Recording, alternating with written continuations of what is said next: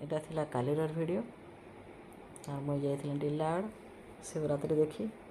ମୋର୍ ଭଉଣୀ ବେଲା ନନ୍ଭେଜ୍ରେ ବନେଇ ଦେସିଁ ବେଲା ଯେ ମୁଇଁ ବେଲେ ନନ୍ଭେଜ୍ରେ ଅଣ୍ଡା ମସଲା ଟିକେ ବନା ତୋର୍ ହାତର ଅଣ୍ଡା ମସଲା ଭଲ୍ ଲାଗ୍ସି ବୋଲିକରି ସେ ଅଣ୍ଡାକେ ସବୁ ସିଝେଇଥିଲା। ସିଝେଇଲା ଅଣ୍ଡାକେ ଫେର୍ ଟିକେ ତେଲେ ଭାଜି ଦେଇଥିଲା।